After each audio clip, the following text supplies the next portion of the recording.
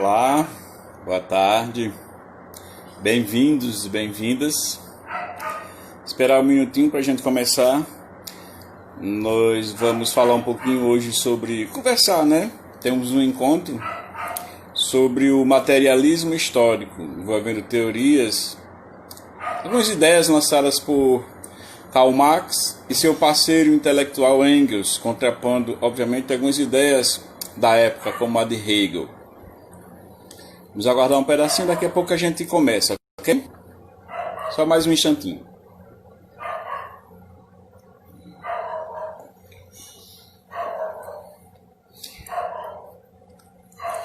Bom, vamos ser fiéis ao horário, né? Contemplar quem chegou no horário pré-estabelecido. Vamos lá. Quando nós nos propomos a discutir, a conversar, não dar aula, né? Que isso aqui não é uma aula, é uma conversa sobre o materialismo histórico, a gente meio que retoma ou dá sequência ao que se discutiu na aula, no nosso encontro anterior, que foi sobre o iluminismo. De alguma maneira ou de outra, as ideias marxistas de Engels também estão centradas nessa seara, né, do surgimento de um novo olhar para a sociedade. Assim, Karl Marx e Engels, eles foram os criadores de uma nova compreensão para a sociedade, ou da sociedade, que vai ser chamado de materialismo histórico, que permitiu superar tanto o idealismo como o materialismo do seu tempo. Essa nova abordagem ela desvelou o caráter limitado e a natureza mistificatória da filosofia e da economia política burguesa. É bom que a gente retome um pouquinho, só para sintonizar um assunto com o outro. As discussões do século XVIII ainda estavam seguindo a lógica que estaria em evidência a partir do século XVII, quando a filosofia e a religião elas perderam espaço para a razão. Tá? Daí o nome de iluminismo, né? Da era da razão. E a sociedade, com as transformações culturais e morais daquele período, entrou em colapso e foi preciso surgir pessoas que analisassem economicamente a realidade para que se tivesse um meio de se encontrar uma forma, digamos assim, uma maneira mais digna de o homem viver na sociedade. Dessa forma, com o propósito de estudar histórica e cientificamente a sociedade da época, Karl Marx e Engels eles começaram por criticar as teorias existentes para então formularem uma nova interpretação da realidade. E nesse sentido que, analisando as teorias dos idealistas, dos metafísicos, dos materialistas, tidos como ingênuos, representantes do pensamento burguês elaboraram uma explicação radicalmente oposta.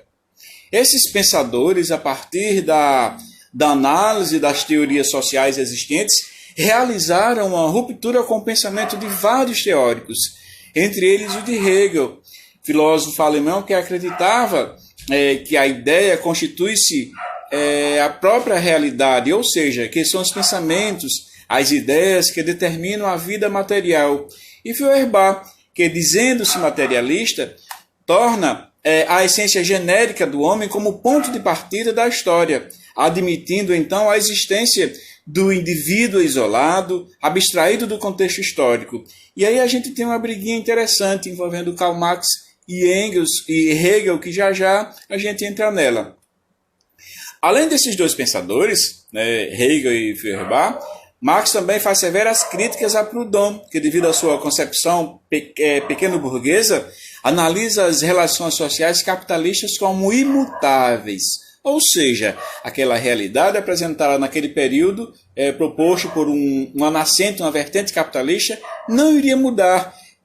O homem estaria sempre submetido àquelas particularidades. Portanto, se Marx critica o materialismo existente até então, como ele vê o indivíduo? Qual o conceito de história que ele propõe? Em que consiste o materialismo histórico dialético proposto por Karl Marx e Engels? A gente vai chegar a alguma resposta já. E Karl Marx ele apresenta esses caminhos a serem percorridos em várias obras, como, por exemplo, a ideologia alemã, o Manifesto Comunista, beleza? O Capital, 18 de Brumário, de Luiz Bonaparte, a Democracia Marxista, todos escritos em parceria com Engels. Então, Karl Marx deixou um caminho a ser desvendado, a ser percorrido por filósofos, historiadores, políticos e até economistas. Em, por exemplo, a ideologia alemã, obra dele em parceria com Engels, a ruptura se apresenta bem direcionada diretamente a Feuerbach. O principal expoente da filosofia neo-hegeliana ocupa lugar central. Eles discordam, Karl Marx e Engels, do princípio de que é pensamento quem determina e direciona a vida humana, do que as ideias, os princípios, os pensamentos, que são eles determinantes da forma de ser dos homens. Acho que na aula passada, no nosso encontro passado, eu pincelei um pouquinho essa questão envolvendo ideia e algo material. Por exemplo, né, não sei se vocês se lembram, mas ao pensar, por exemplo, na continuidade dos nossos encontros, aqui tem todo um esquemazinho elaborado e um assunto está linkado a outro, eu disse que Hegel vai afirmar que a consciência do homem é que vai determinar a vida dele na sociedade. Parte do pressuposto das ideias. Karl Marx vai defender que seria o contrário. Não é a consciência que vai determinar a vida. É a vida que o homem leva que vai determinar a sua consciência na sociedade. E aí nós temos um problema a ser discutido a partir dessa arenga, digamos assim, de Karl Marx com Hegel. Tá? Se pensarmos na ideia de que a consciência pode determinar a nossa vida na sociedade, a consciência que eu possa ter sobre alguma coisa, até da minha própria vida, não vai mudar, vai ser imutável. Um exemplo, se eu tenho a consciência de que eu sou pobre, eu vou morrer pobre. Eu não vou mudar de classe social, porque eu nasci ali e é ali que eu vou permanecer. Essa é a ideia que valia, por exemplo, na Índia, se não me falha a memória, quando se discute a possibilidade das castas. Não há possibilidade de migração. Se você nasceu em uma casta, você não pode ir para outra casta. Seguiria, por analogia, a ideia hegeliana de que a consciência que determinaria a vida do homem na sociedade, diferentemente do que vai dizer Karl Marx, que é a vida que determina a consciência do homem nessa sociedade. Ou seja, se eu nasci, por exemplo, na parte de baixo da pirâmide, e se eu chegar ao topo, eu posso mudar, desde que eu pense coletivamente. Daí a vertente socialista comunista nas ideias marxistas. E também surge aí uma particularidade interessante, que é a meritocracia. Se eu nasci aqui na parte de baixo, mas eu quero chegar ao topo, segundo Karl Marx, eu posso, desde que eu faça por onde, que eu mereça, que eu me esforce e que eu leve todo mundo comigo. Tá? Se assim eu proceder, eu posso sair de um local, migrar de um local para outro, obviamente que pensando na coletividade. E aí surge uma vertente que vai ser direcionada para a meritocracia. Se eu nasci aqui a parte de baixo, e se eu subir ao topo, foi mérito de quem? Meu.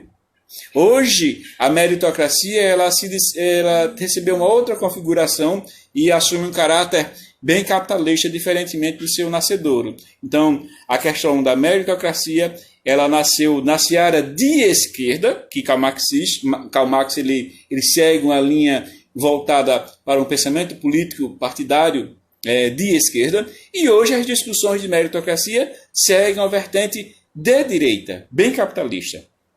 Tá? Ficou claro, gente? Tá claro, não tá?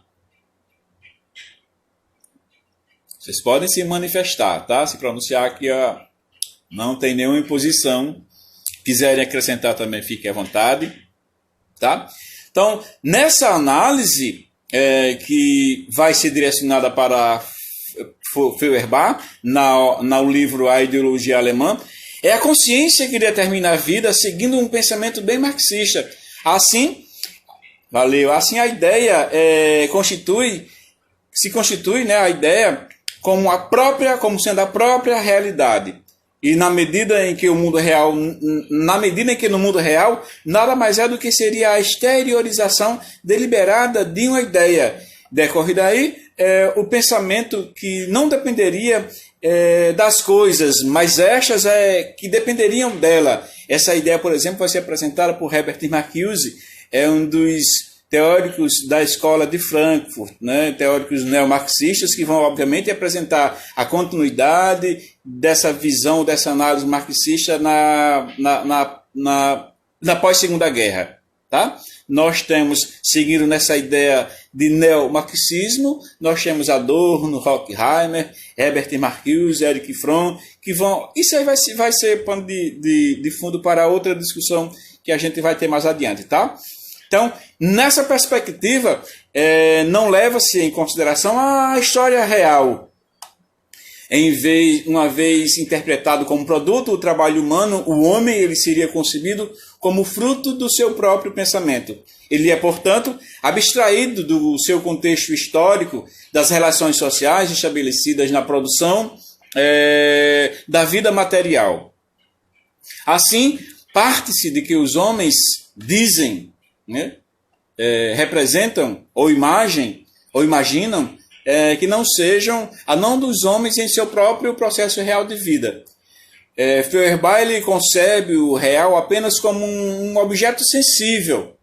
E a gente vai ver, quando a gente estuda, por exemplo, a ideia pré-concebida por René Descartes, que quando a gente discute essa parte da questão da sensibilidade dos sentidos de algo sensível, a gente vai ter a certeza de que os sentidos nos enganam o tempo todo. Então, daí a crítica de Karl Marx para Feuerbach, tá?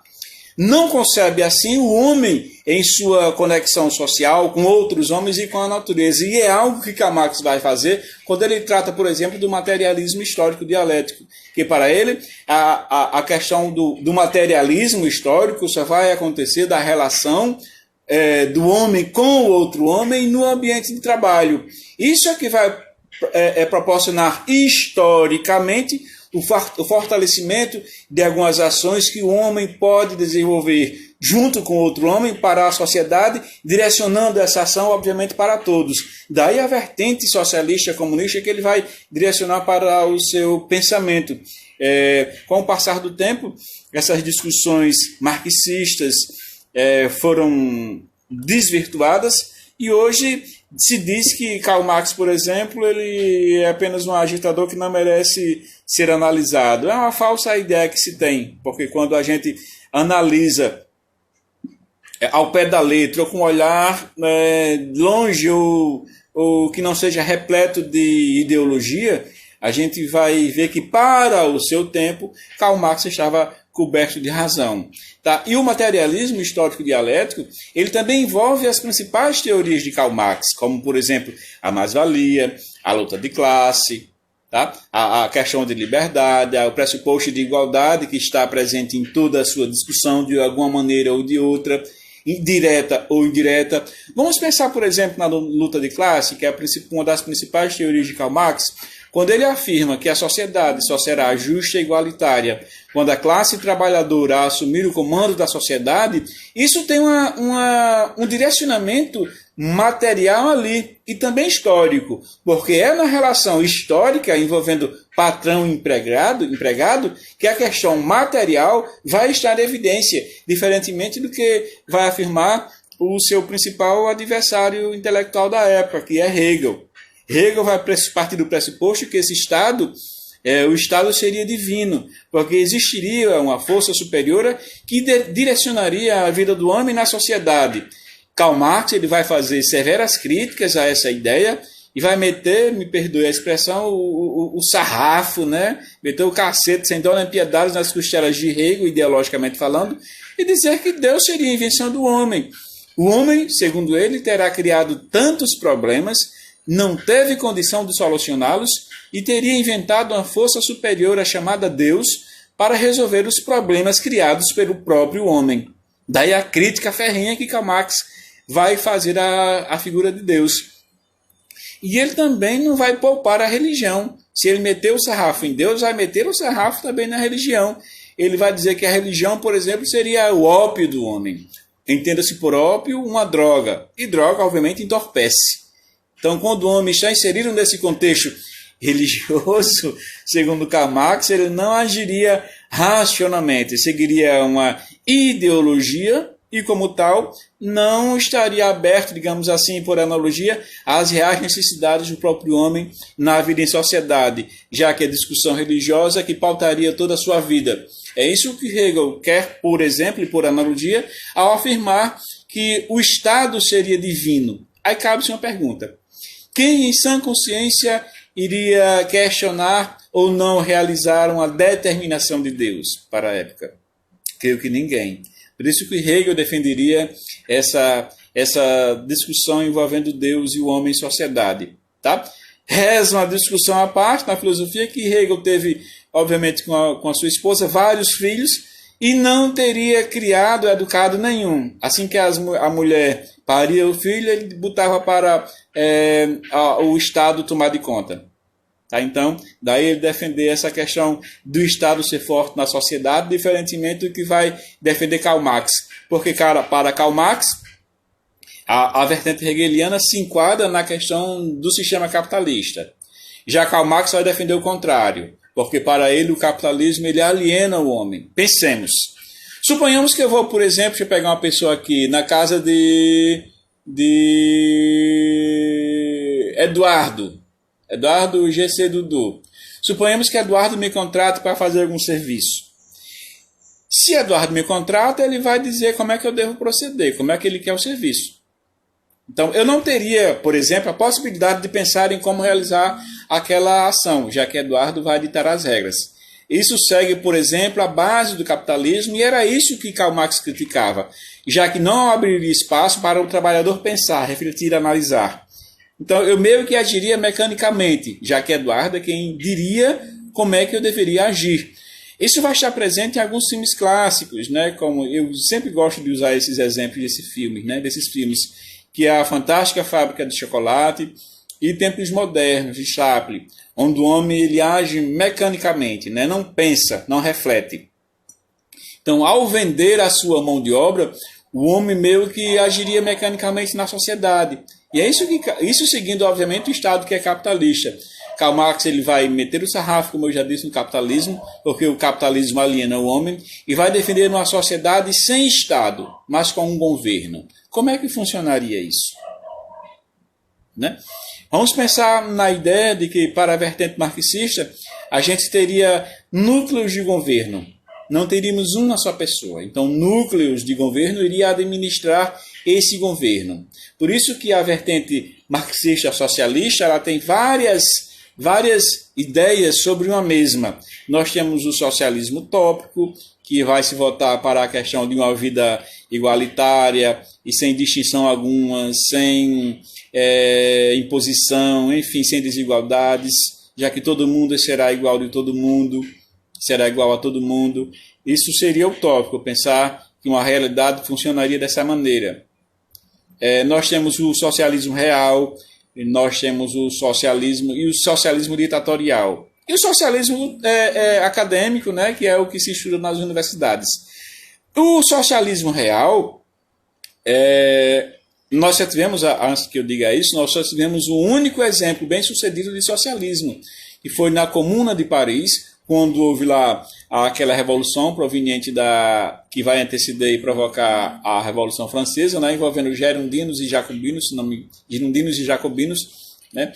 A parte que ganhou inicialmente, ele instituiu uma comunidade chamada Comuna de Paris. Nesse período, homens, mulheres, crianças e idosos tiveram todos os seus direitos assegurados, não houve exploração do trabalho, enfim, a sociedade funcionava plenamente, a economia também fluía. Não tinha ninguém no comando. Tá? Porque quando uma pessoa está no comando, implica dizer que existe desigualdade. tá?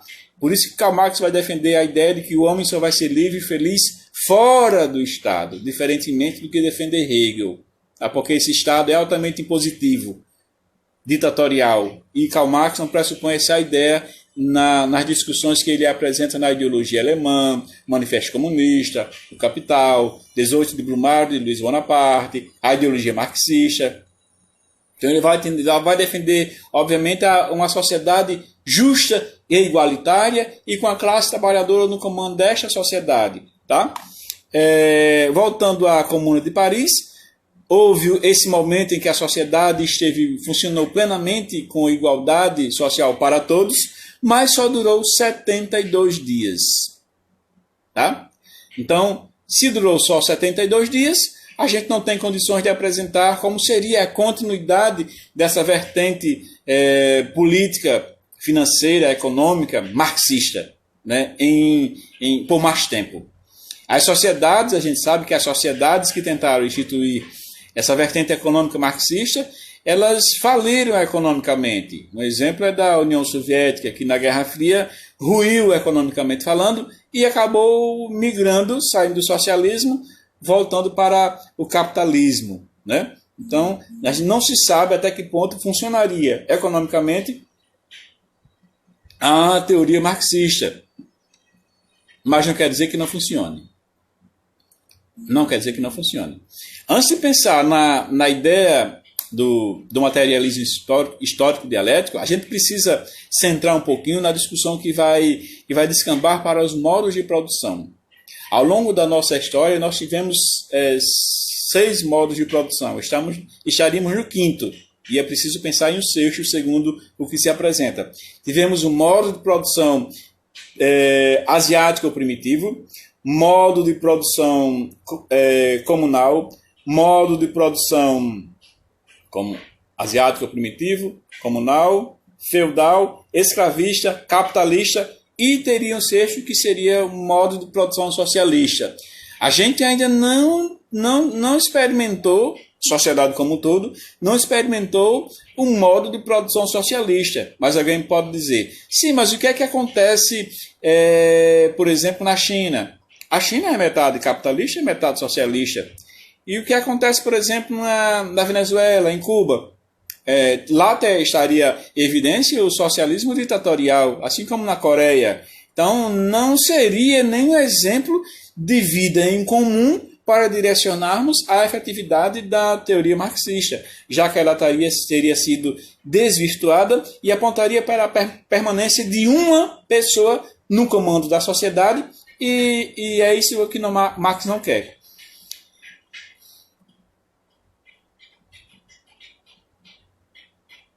Pois é. Lá na Comuna de Paris não se interessava, o interesse não era na riqueza, era uma vida comum igual a todos. Comunismo é justamente isso, vida em comum. Ninguém pode ser mais do que ninguém. Na antiga União Soviética, a gente tinha, por exemplo, alguém no comando. E por essa particularidade já desvirtuaria da ideia inicial de Karl Marx. Entendeu, Gugi? Então, por isso, e por ter uma pessoa no comando, implica dizer que essa pessoa também teria interesses políticos e econômicos que beneficiava a si ou ao seu grupo político partidário, diferentemente do que ocorreu na Comuna de Paris. Na Comuna de Paris, a classe trabalhadora estava no comando da sociedade. Não tinha um político comandando, como aconteceu na União Soviética. Entendeu? Voltando à questão maior, né, da treta envolvendo Karl Marx e Hegel, Karl Marx deixa claro que se diferencia de Hegel e a sua fundamentação teórica e o seu método dialético não só se difere do hegeliano, mas também é uma antítese desta. A gente sabe que foi Hegel quem apresentou a famosa dialética. Entenda-se por dialética algo que tenha uma tese, uma antítese e depois uma síntese. Então, o método, a versão de Karl Marx vai ser justamente uma antítese direta da ideia hegeliana. Tá? A síntese, que seria uma nova tese, ainda está em discussão. desde a morte de Karl Marx, em 1883, ainda se discute a possibilidade ou surgimento dessa síntese. Tá? O que é a síntese? Uma nova ideia. Algo que os novos marxistas, os neomarxistas, da escola de Frankfurt, por exemplo, apresentaram. Que os neomarxistas, Adorno e Horkheimer, principalmente, eles apresentaram a ideia voltada para a ciência, centrada na ciência, uma crítica que eles vão fazer à ciência, né? E vão fazer severas, duras críticas à ciência e afirmar categoricamente que a ciência, que deveria estar a serviço da sociedade, vai estar a serviço da economia. Algo que Karl Marx já criticava no passado. Entenda-se por ciência toda e qualquer análise racional para alguma coisa, sobre alguma coisa. Tá? E no início, no auge do pensamento marxista, a razão estava em evidência. Então, tudo aquilo que se analisa racionalmente implica a presença de algo científico, direto ou indiretamente. Então, os teóricos neomarxistas da escola de Frankfurt vão retomar essa ideia de Karl Marx e apresentar como seria esse novo cenário. É algo que a gente vai discutir em outro momento. Tá? Então, Karl Marx, quando ele fala, por exemplo, de produção de vida, ele está tratando de uma atividade produtiva concreta que decorre da maneira de viver do homem. Esta noção de produção do homem pelo trabalho ocupa um papel de suma importância no seu pensamento. É da produção que ele parte para explicar, por exemplo, a própria sociedade. E é pela produção que se entende o caráter social e histórico do homem. Eu vou pegar aqui uma frase para vocês, né? Diz aqui que na sua crítica à introdução à economia, Marx faz uma espécie de crítica aos idealistas da economia clássica, principalmente a Adam Smith. Diz ele: veem nele não um resultado histórico, mas um ponto de partida da história, porque consideram este indivíduo como qualquer coisa de natural, conforme a sua concepção da natureza humana, não como um produto da história, mas como um dado da natureza. Eu creio que vocês devam ter estudado por cima ou completa, profundamente ou por cima, parcialmente, a teoria de Adam Smith, que ele vai defender, por exemplo, a mão invisível do Estado, e vai defender, por exemplo, a ideia de deixar e fazer, deixar e passar, algo que vai completar o pressuposto liberal iniciado por John Locke. O deixar e fazer, deixar e passar, implica dizer que a economia deve estar centrada, obviamente, nesses aspectos bem liberais. E quando a gente pensa em Estado liberal, o Estado vai atuar minimamente na sociedade. Não intervirá na economia, porque da economia cuidará a iniciativa privada. E se a iniciativa privada cuida da economia, a exploração do trabalhador vai estar em evidência. A visão de Adam Smith, deixar e fazer, deixar e passar, é mais ou menos, por exemplo, o que se discute no cenário político e econômico no Brasil, quando, por exemplo, quando daquela reunião ministerial, o ministro do Meio Ambiente praticamente deixou entender que deveria se criar leis, aproveitando-se o momento de pandemia provocada pelo coronavírus, para fazer valer o pressuposto econômico. Então, deixar e fazer, deixar e passar, se enquadraria nessa questão pela qual o Brasil passa, que segue, obviamente, um viés, uma ideologia bem liberal, né, por assim dizer. Tá? E não é nem uma crítica direta a quem segue os ideais político-econômicos do atual governo. É só uma analogia interessante que se possa fazer. Então, para Karl Marx, a sociedade burguesa dá origem à ideia do indivíduo isolado ou do produtor independente, dos laços com a sociedade. E é essa ideia que a gente ainda vê em algum país, como por exemplo no Brasil, onde a classe trabalhadora ainda segue oprimida, ainda segue escanteada por quem produz. Tá? Para Karl Marx, essa ideia é tão absurda, tal como o desenvolvimento da linguagem, sem os indivíduos vivendo e falando em comunidade. O que é você falar em comunidade? Falar a mesma língua. Quando a classe trabalhadora assume comando da sociedade para Karl Marx, todos falam a mesma língua e não há exploração pela exploração, que é algo bem próprio do sistema capitalista. Tá? Outra crítica que se encontra no pensamento marxista diz respeito ao caráter ideológico que alguns economistas dão às relações sociais. Eles eternizam as relações capitalistas de produção atualmente existentes, né, na nossa contemporaneidade como algo natural. A questão, por exemplo, da exploração pela exploração. A gente vai ver no Brasil, vamos falar de Brasil porque é que a gente conhece, eu não vou falar dos Estados Unidos porque eu não vivencio a realidade lá. Então vamos tratar da nossa realidade. Quando a gente teve, por exemplo, a flexibilização da CLT, né, da consolidação das leis dos trabalhos, essa questão que se apresenta na crítica marxista vai estar presente aqui. Tá? O trabalhador ele fica em segundo plano e os seus patrões ditam as regras que são precisas para que a economia seja estabilizada, independentemente de quem vá se ferrar ou não com aquelas determinações. O que importa valer são as leis de quem manda na economia. Tá?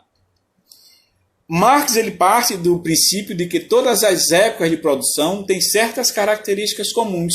Algumas dessas pertencem a todas as épocas, outras apenas comum a umas poucas. E sem elas sem essas características, é impossível conceber toda e qualquer espécie de produção. Daí a gente sempre analisar as particularidades envolvendo os modos de produção. Modo de produção asiático primitivo, modo de produção comunal, modo de produção feudal, modo de produção escravista, modo de produção capitalista. Tentamos entrar no modo de produção socialista. Não vingou. Não se sabe se algum dia teremos experiência nesse sentido. Tá? Então, Marx ele faz uma crítica a toda a concepção da história. Né? E a gente vê em uma parte que ele diz o seguinte: toda a concepção histórica até o momento ou tem emitido completamente essa base real da história, ou tem considerado como algo secundário, sem qualquer conexão com o curso da história. Isso faz com que a história deva ser sempre escrita de acordo com um critério situado fora dela. A produção da vida real aparece com algo separado da vida comum, como algo extra a supraterrestre. Com isto, a relação dos homens com a natureza é excluída da história. Quando a gente lê, por exemplo, o livro chamado A Ideologia Alemã, essa ideia presente, dessa frase que eu disse aqui a vocês, vai estar presente, direto ou indiretamente, na obra. Karl Marx divide a sociedade nesse livro em duas: supraestrutura e infraestrutura. As questões ideológicas, até a religião que ele critica, a parte das instituições, a parte governamental, vai estar na supraestrutura acima. A infraestrutura está os trabalhadores. Quando a gente analisa a pirâmide funcional da sociedade, quem é que carrega a sociedade nas costas, digamos assim falando? É o trabalhador. Tá? É o trabalhador. Tanto que a parte maior, a mais ampla, é a parte de baixo, é quem sustenta, deixa em pé a sociedade. Se a classe trabalhadora cair, toda a sociedade cai por terra. Tá? Agora vamos à parte dos críticos que metem um sarrafo na teoria de Karl Marx. Quando ele diz que somente com a revolução da classe trabalhadora que teremos uma sociedade justa e igual, né? Que diz que somente quando a classe trabalhadora assumir o comando da sociedade é que esta será justa e igual. Vamos pensar. Nas eleições do Brasil em 2002, um representante da classe trabalhadora assumiu o comando do Brasil. O PT, Partido dos Trabalhadores, chegou à presidência do Brasil. Lula estava na parte de baixo da pirâmide, conseguiu, ele quis, fez por onde, chegou por lá por méritos próprios e chegou ao topo. Pergunta: a sociedade ela passou a ser justa e igual quando houve a ascensão da classe trabalhadora ou quando a classe trabalhadora assumiu o comando da sociedade? Não. E por que não? Aí a gente já entra na seara da ciência política, tá? Que é uma das vertentes que a teoria marxista vai estar presente também. Quando o Lula ele foi vitorioso, ele precisou do suporte da direita. O seu vice, José Alencar, né, se não me falha a memória, seria uma garantia de que ele não iria alterar a política monetária. O que isso quer dizer?